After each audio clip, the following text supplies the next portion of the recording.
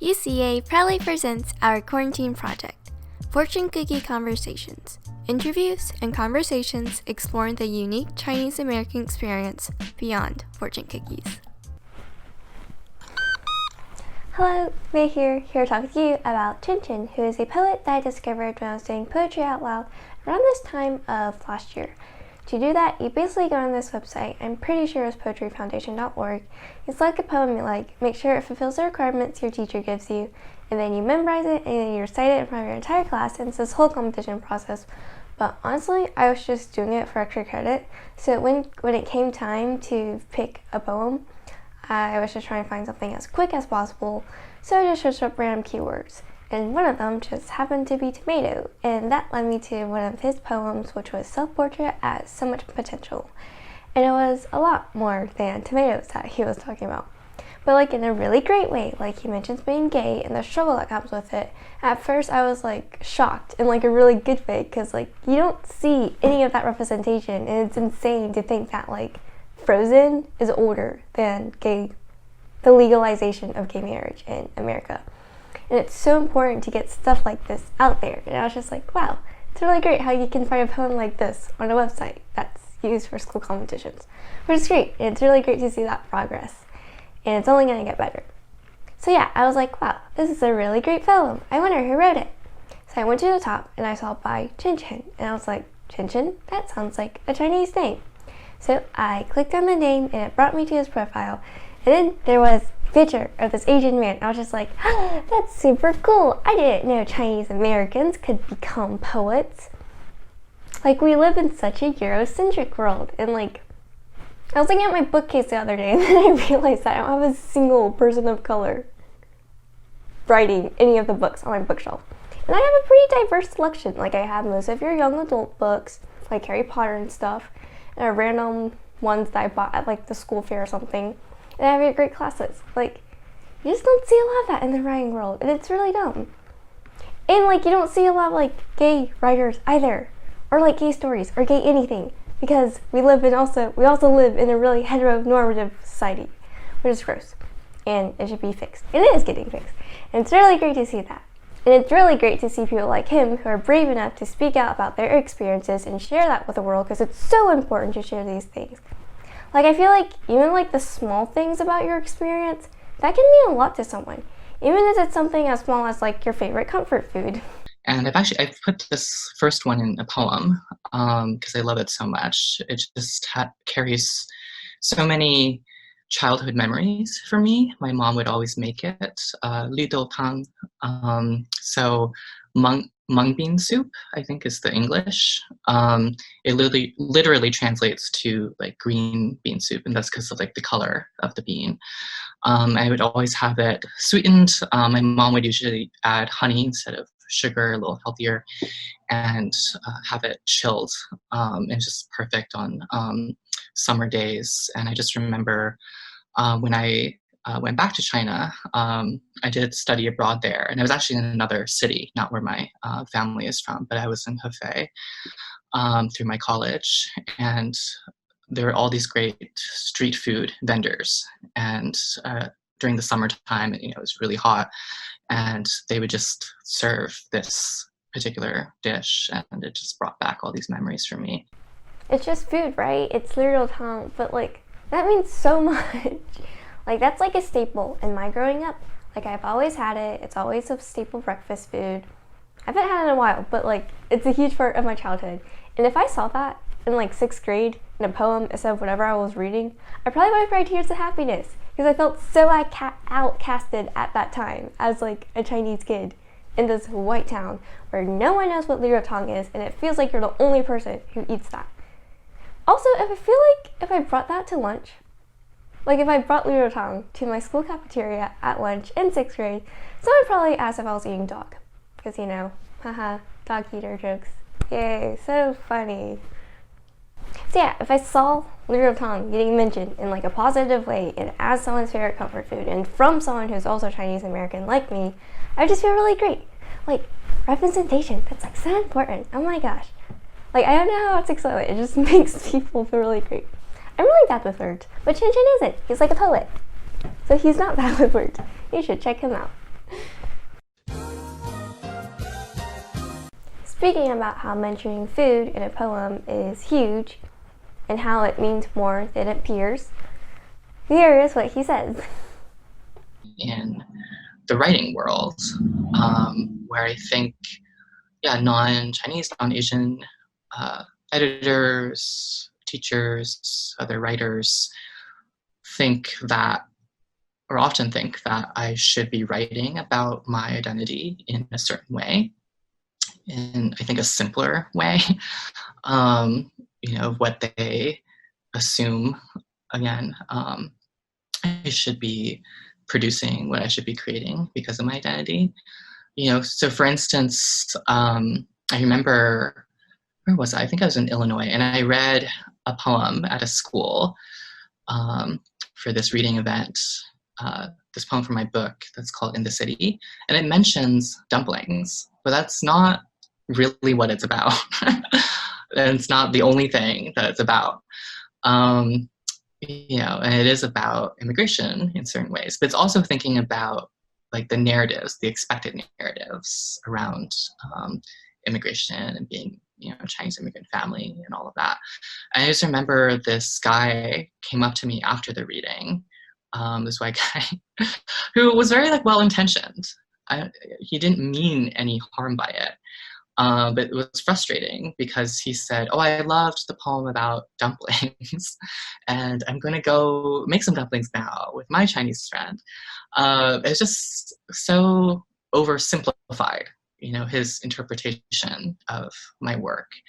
And there have been other instances like that where, very well-meaning people latch on to the element in the poem that feels most familiar to them, a safe thing to talk about, I'll just talk about the food in the poem. When I'm like, if I'm talking about, the tension between my parents and these patriarchal elements of Chinese culture and Chinese families, and the damage of that on my mother. But also my parents' homophobia, but also us, coming to this country together. So it's all of those things. And so for someone to say the poem about dumplings, it's just so reductive. It really doesn't see the whole picture. So that's something that's frustrated me. I too have had experience where I try to speak out about it that have been oversimplified. And I see this a lot with Asian American allies. They seem to only want to support and understand what they want to support and understand. So when you tell them, hey, this actually isn't that great, they don't want to change. And it's so weird how people don't know that fetishizing Asians isn't the same as supporting us, and if anything is the complete opposite of support. It's really interesting, you'll see someone, an Asian American, speak about the struggles, and the comments are haha, yeah, it's kind of stupid, Asian culture is so cool, K-pop and anime is cool. And that's great, and I'm great they support that parts of our culture, but you have to look more into that. And you can't just look at that and then fetishize that and then place that mindset on real people. It is not a compliment when you call me your anime waifu, even though I'm a real person with real feelings who is much more than a 2D piece of drawing where you can project whatever weird feelings you have towards her.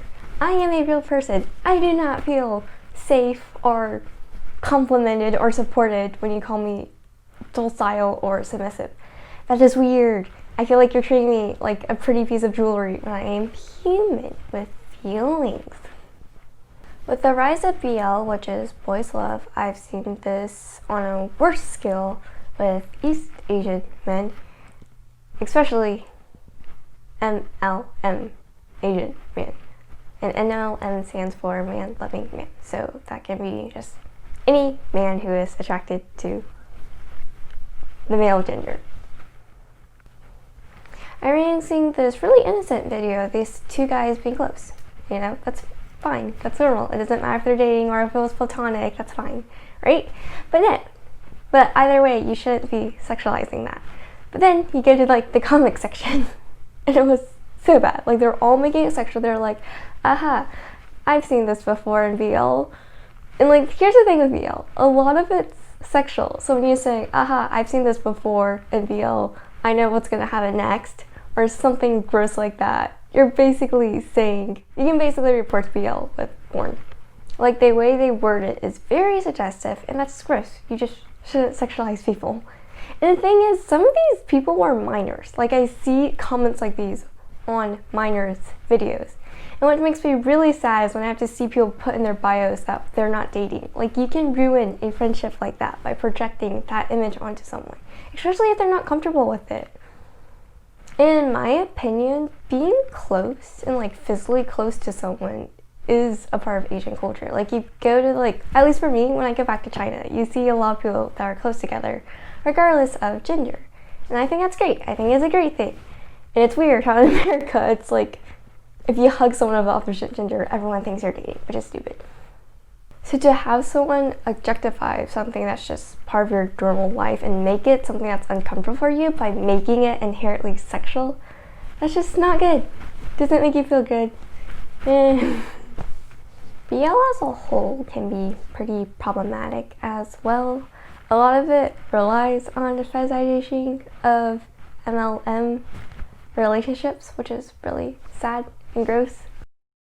And some of it is fine. I'm not saying you shouldn't be consuming MLM media. I actually think it's great. Like I said, representation is super important, but make sure you're doing it right. The closest thing I can compare it to is straight men that watch lesbian porn, and it's almost the same thing.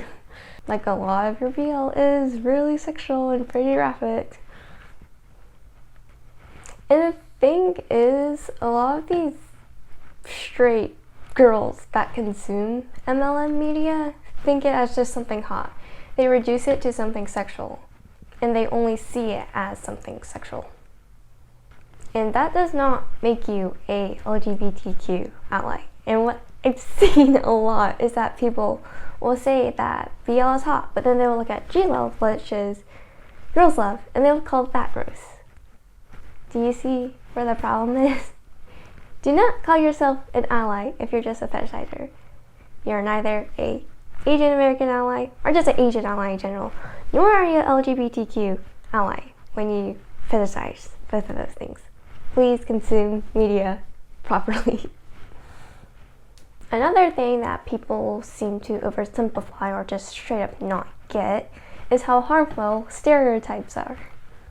Some of those assumptions I just mentioned, like in the dating world, have created obstacles with non-Chinese guys who would be interested in dating me, but yeah, just had these really harmful assumptions in mind, or non-Chinese guys having these assumptions and not wanting to date me. Not that people have to want to, but that they just wrote off an entire group of people based on their assumptions, based on my appearance, and based on things that they've seen in the media. So that's been a major obstacle. And I think coming to a place of greater self-acceptance has been a long journey, a journey that I'm still on. So in terms of my relationship to my own appearance and my body image, I think that has been significantly damaged by primarily white beauty standards and assumptions about, or just constructions of masculinity and what that's supposed to look like in American society. I'm very feminine, and I don't think there's anything wrong with a guy being like that. And there are times when I feel and act, more feminine than other times, but I just don't like the assumption or the stereotyping that, I'm automatically that thing. And I find it really like objectifying and othering. So yeah, that's something that I want to see more change with. A big part of this quarantine was just me having great awakenings as I stare at myself in the mirror as I give myself a private concert for my stuffed animals at 2 a.m. that I'm actually pretty hot.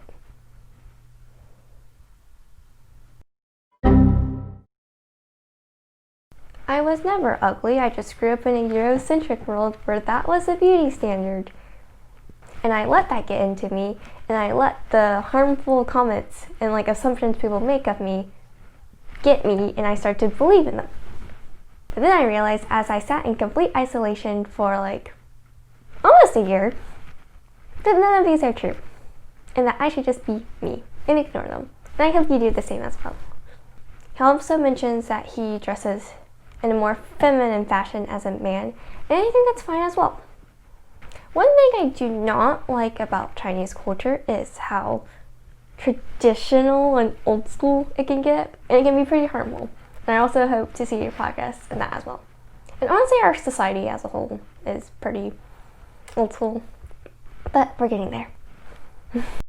Before I continue, I would like to say to not fetishize feminine men as well. I said normalize men in skirts, not sexualize them. Thanks! On a lighter topic, another thing that a lot of people don't really seem to get is Asian parental love. My parents have never, or not never, but have very rarely said the words "I love you."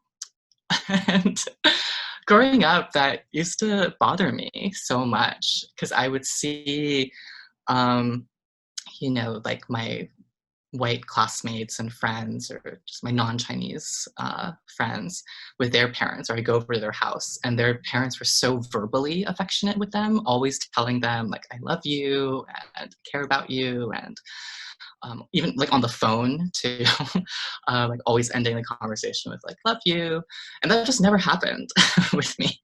And so I think an American thing with me is expecting more of that verbal form of affection.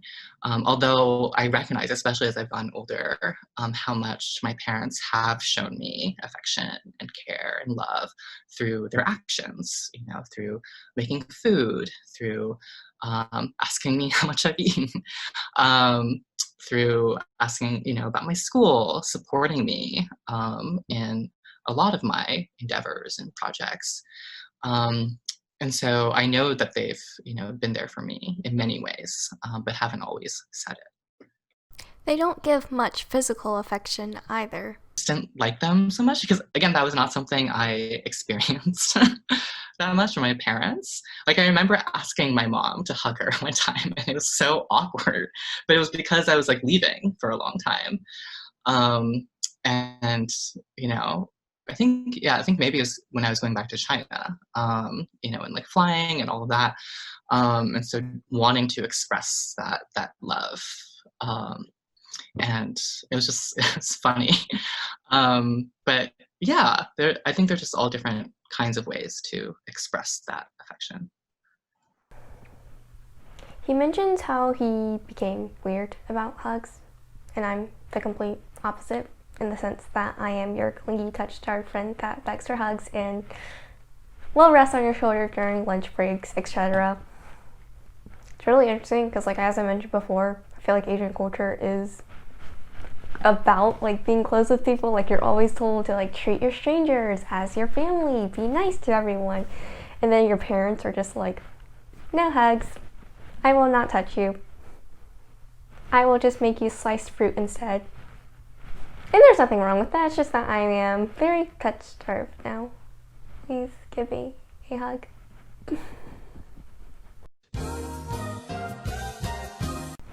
Even though I am touch-starved and I am now a clingy touch-starved friend that is probably annoying, I still think Asian love is very strong, and it's very much there. Like, I kind of mentioned the sliced fruit thing yesterday. That's basically how your parents say I love you. I think most of our parents, or like our ancestors, sacrificed a lot for us to be here. My parents stayed in America for me so I can have a better growing up, and I really appreciate that. And it shows that they do love me, even if they don't give me hugs. And I feel like Chen Chen can relate to this as well. Most proudest moment. Oh my god. I think probably when I finished my PhD. Because that was actually my dad's dream, coming to this country to attain the highest degree in his field. So he has a PhD in education. And it took him 12 years to do because he faced many obstacles, around visas, around getting his green card. I don't want to say it's like an obstacle, but, like raising his family. I have 2 younger brothers, so it's like this family of 5, while working and, trying to do a PhD. It's a lot. So, but my mom always used to sort of joke about it, of like how long it took my dad to finish a PhD. So I think she was happy. I think she was like really relieved that it didn't take me quite as long, and that I could move on and do other things and not be so stressed. I think that's the thing that she was happiest about. That I found a job right as I was finishing the PhD, so I had more stability, and yeah, she was just really glad for that, because I think she worried a lot because I had to move far away to start the PhD. I was living in Texas. It was harder for us to communicate during that time. I was so far away. And so I think she was also happy that I was moving back. So my parents actually lived like 10 minutes away from me now by car, although I haven't seen them very much because of the quarantine situation. But before that, like my mom would just come over with boxes of food and fruits and vegetables, because my parents, they have like a little vegetable garden in their backyard. But yeah, so I think she was happy about finishing that degree, being able to come back and be like physically closer. I think a lot of parents come over here for your kids to have better futures, and very sweet of them. While I feel like being touch-starved is basically a staple in growing up Chinese American, another staple I feel like a lot of people just don't know about is the existence of Chinese language schools, which he had growing up. Learning Mandarin was always really important. It was emphasized in my house, and my parents, when we lived in university housing, this was in Amherst, Massachusetts. My parents were graduate students at UMass Amherst.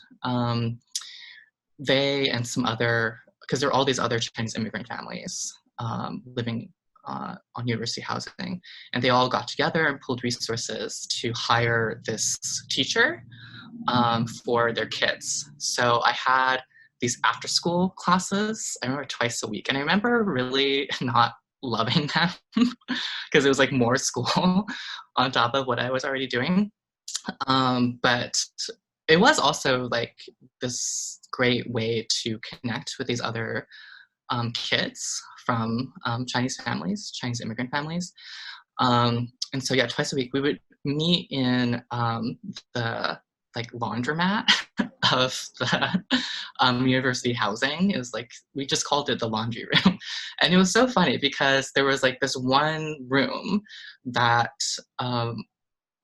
mainly housed all these donations, like clothing donations. But then it got turned into this classroom. And eventually, like they even put up a chalkboard in there for us that the teacher could use. And she would bring back textbooks that were actually used by Chinese kids. I don't know if it was mainland China or if it was Taiwan or somewhere else that she went to, and would bring back these textbooks. And it was like maybe second grade level Mandarin Chinese. Meanwhile, we were like sixth graders, much older. So we started from a more basic place. But I just remember in the background, the washer and dryers, the like hum of them was constant in the background as we were doing these lessons. I never had to go to those. I think I went to one when I was like 5. I vividly remember eating a grape now and later that my teacher gave me at the Chinese school and then throwing up on the way back. And I think that was the last time I ever went to a Chinese language school. But yeah, usually my dad just teaches me and he uses really old Nuenshu. And speaking of my dad, he also hates the AC, and so does my mom. And my grandparents. Basically my entire family, excluding my brother. But Chen Chen is actually the first person that I've met who continues this tradition of not really liking using the AC. This is like kind of funny because I used to really not believe in this. And I don't know what it is, but because I remember visiting my extended family, and they all mostly still live in southern China in a city called Xiamen. And it gets really, really hot there in the summertime. And I would just blast the air conditioning. And they would sort of warn me against doing that, because they saw it as like not being good for you. And they were like, oh, if you're hot, then you should like go take a walk by the water, experience the natural breeze, like natural cooling effects instead of this machine all the time. And I just sort of ignored that when I was there. I just keep blasting the AC because I was so hot. But now I don't know whether it's because I'm older or what, but I don't like to keep the air conditioning on all the time.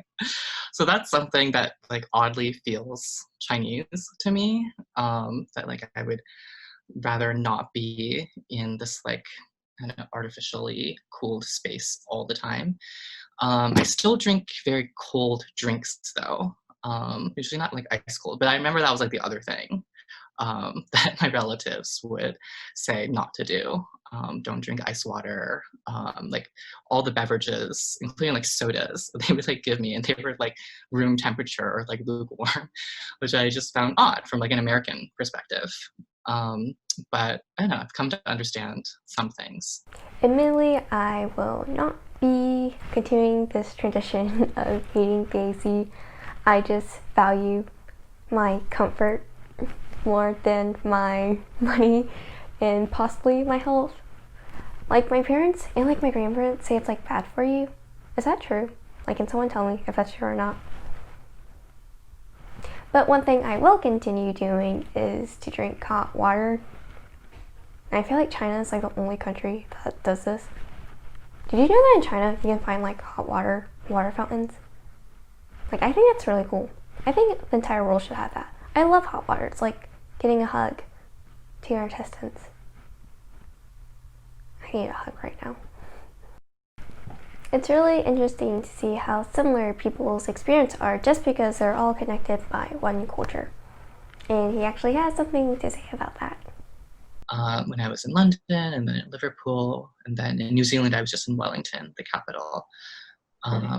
But in both countries, I got to meet these other writers of Chinese heritage, British Chinese poets, and also Chinese New Zealanders. And it was just incredible.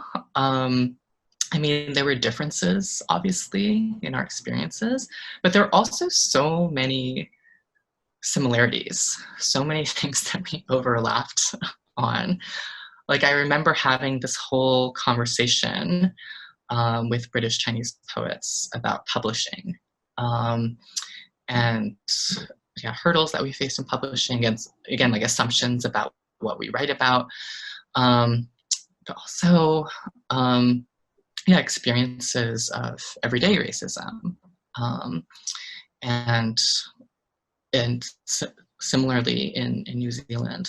So it was really moving to me to be able to connect with them, and also with identifying as queer in some way, as gay or lesbian or bisexual,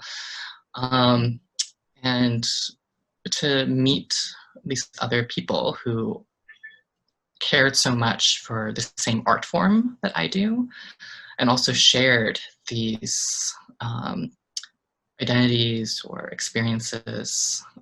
It's just really incredible. So I was really proud to be able to do that through my book and the response, the amazing reception that it's received. And to see that happening, not only in the United States, but in other countries. I think it's a beautiful thing that we're all connected, because like even if you like feel really alone, or you're like the only Chinese kid in a really white town, someone else like 1,000 miles away from you will be going through similar things, and it's a great thing. And it also kind of scares me sometimes how similar and different we are, like we're all robots. But because we're so similar and connected, it's really great to see someone writing about that, and it's really important to see someone writing about that. Like, finding that poem was basically a mini awakening in me. It made me realize that I could become a poet, because I've never seen Chinese American poets ever. And like, imagine how great that feels for a gay person and like a Chinese American that is also queer. It's like, there's so much homophobia in the Chinese American community, and just the Chinese community in general. So it's really great that Chen Chen exists, and he is doing this great favor for us. It makes me sad how I'll never be able to experience looking up the word tomato and then finding self-portrait has so much potential. So yeah, in conclusion, representation is super important. What are you guys' thoughts? Hi, this is Chen Chen, and I'm reading a poem of mine that was first published in the Poetry Review, Spring 2020 issue, and it's called Spring, Summer, Autumn, Winter.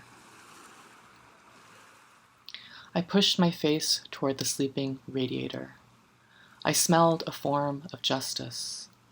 I wanted to be a poet. I waved my living hand's dead coupons. I watched him brush his teeth. His teeth glinted gorgeous. I stumbled, cartwheeled. I said, I will always fight alongside you in the fight against Tartar buildup. I said, I will. I said, thank God, without believing in thanks. I thought what my parents did. Those weren't poems. I believed what white people said about my parents. I had to say, stop. Stop believing them. I suckled, pickled, made mistakes about octopi, wore a blue jockstrap, and took pictures. Accepted stickers of astounded apples from friends. I was a wind smooching another wind who had very good teeth. I was a name everyone in America thought they were saying right. Even he thought so. Then asked, is that right? I pushed my face toward the noisy radiator, its clang and labor in here. In bed, I touched his voice in his belly. I touched his goodnight. He said it always like it was important. It was important. I believed in the silver millennium. I said, Sailor Neptune, one day, a poem for you. I said, Sailor Neptune, teach me the deep submerge, the submarine reflection, the thunderously turquoise hair. I was a name in America and would forget I belonged to my teeth. I dropped a single wish down the cavernous mailbox. He would ask, is that right? He would bring a single microwave donut on a blue napkin at dusk. He would leave me alone with my poems. Oh, if I could lick all your toes at once. I would write that poem. I loved him, I told him. I loved him, so told him about the dream. The dream starred my parents, stars of a death metal band's debut music video. They danced like everyone was watching. It was important. Their arms were poems. They said, so what if we misspell auditorium? So fucking what? We'll always say your name right. They pushed their faces toward me, their poems toward me. They leapt and thrashed. They were stars, stars, stars. I woke up weeping. Do you understand? I thought I could only fall asleep doing that.